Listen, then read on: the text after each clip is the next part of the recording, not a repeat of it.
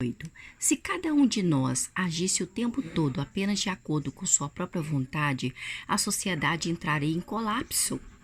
Isso é interessante, pois ao mesmo tempo em que nós somos criativos, plenos de possibilidades, somos também bons aplicadores de regras. Aliás, necessitamos das regras para que o mundo da coletividade se torne possível. Somos seres complexos, entre outras coisas, porque somos dotados de criatividade e, ao mesmo tempo, precisamos de regras, pois as regras permitem nossa convivência e a nossa interação com as pessoas. Essa complexidade só é possível, pois o pensamento e a comunicação humanas são estruturadas em um conjunto de símbolos.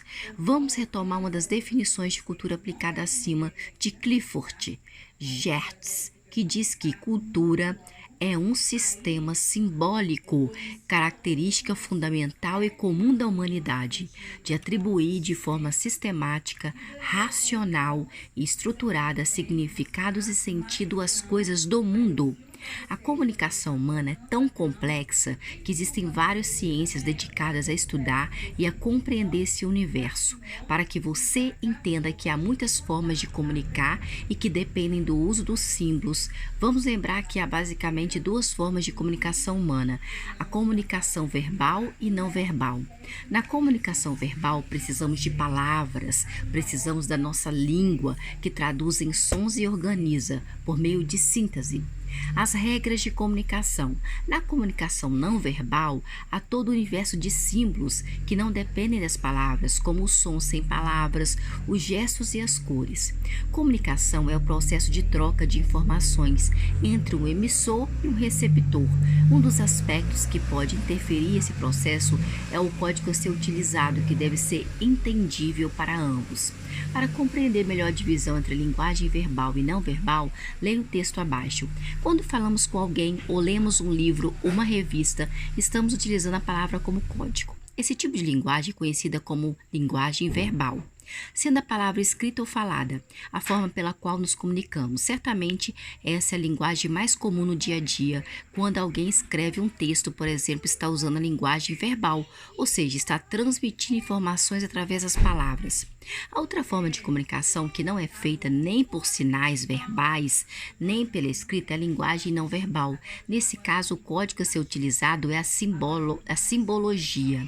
A linguagem não verbal também é constituída por gestos, por tom de voz, postura corporal. Se uma pessoa está dirigindo e vê que o sinal está vermelho, o que ela faz? Ela para.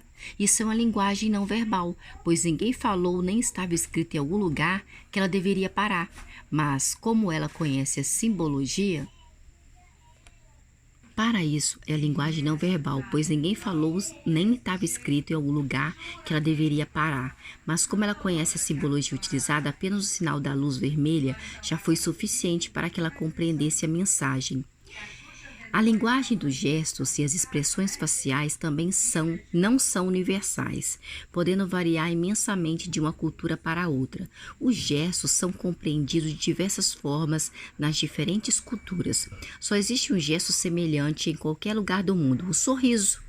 Muito embora essa semelhança não deva ser entendida como uma expressão invariável de prazer ou alegria, uma vez que seu significado difere de cultura para cultura e ainda conforme o contexto da situação, pode significar surpresa, prazer, desaprovação, ironia, superioridade, desprezo, agressividade, maldade, entre outros.